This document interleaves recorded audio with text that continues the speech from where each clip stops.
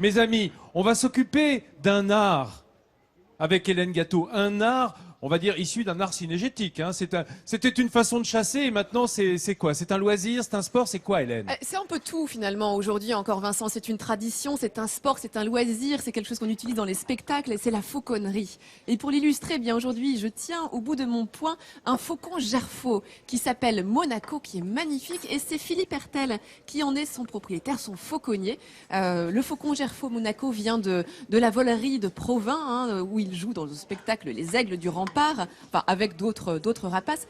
Et juste pour que vous sachiez pourquoi il a un petit chapeau de cuir, capuchon, en fait, ouais. on appelle ça un chaperon, qui permet en fait de maintenir, hein, Philippe, l'animal finalement dans sa bulle et d'éviter de le stresser avec les stimuli extérieurs. Voilà, c'est un oiseau qui est éduqué comme cela, hein, parce que quand son cœur ne voit pas, quand ses yeux ne voient pas, son cœur ne souffre pas. C'est-à-dire que on le coiffe de ce petit chapeau de cuir, ce petit chaperon, voilà, qui permet de les transporter et dès qu'on veut son envol, et à ce moment-là, on le déchaperonne. Donc c'est pas du tout de la torture ou quoi que Non, ce non. soit. Bah, on va lui enlever si tu veux. On peut Voilà, lui enlever, voilà. allez, on va voir ses yeux.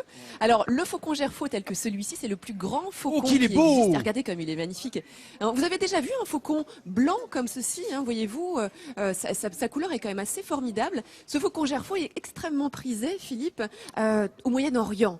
Oui, c'est ça. C'est-à-dire que d'abord, le faucon gerfaut fait partie des faucons les plus puissants au monde. Hein. C'est un faucon du Grand Nord, d'Islande. Il existe des noirs, des gris et des blancs. Et plus ils sont blancs, eh bien, plus ils sont royaux. Voilà, c'est majestueux, c'est ouais. royal. Et donc, ils sont très prisés par les Émirats surtout. Alors, ils sont prisés, mais bien évidemment, on n'en capture plus dans la nature, on fait de la reproduction. Et toi-même, hein, tu as un centre d'élevage, de la reproduction. Et il y a une méthode un peu particulière pour faire reproduire les rapaces. Est-ce que tu peux nous en dire un petit peu plus? C'est la séquence érotique, les amis. Voilà, c'est ça. En fait, non, mais il y a deux techniques. En fait, on met un mâle et une femelle et puis ils s'entendent et ils font Ah bon, ça ça peut marcher naturellement. comme ça?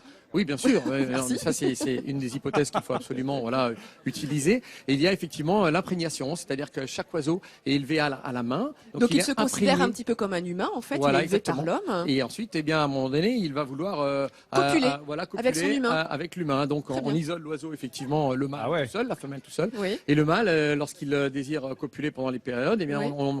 on se coiffe d'un petit chapeau avec des alvéoles, Bien. Ah, ça va être en saillant. silicone. Et la technique, effectivement, c'est que le mâle, à un moment donné, vient et dépose son sperme, voilà, sur le petit chapeau, qu'on charmant. récolte avec une seringue. Et à ce moment-là, on change de volière et on va dans la volière de la femelle, qui elle est sur son petit plateau de nidification et elle veut copuler avec le mâle. Enfin voilà, que nous représentons. Et D'accord. à ce moment-là, elle se prête à une insémination, ce qu'on appelle une insémination coopérative. Donc, Dis donc, on ne Hélène. brusque pas les oiseaux et ça se fait presque naturellement. Vous avez raison, c'est pas à mettre Voilà. entre toutes les serres, ça, hein, ce genre de pratique. Ah hein. oui, c'est Non, sûr, on ouais, a tu une vois, c'est un peu séquence, particulier, c'est surtout pour ça que je voulais mercredi. vous en parler. Alors là, on voit des images justement de ton spectacle, hein, Philippe, Les Aigles des Remparts à Provins, Oui, qui démarre quand cette année, en 2017? Cette année, 1er avril, 1er avril. voilà, jusqu'au 1er novembre en général. Voilà, c'est une longue saison.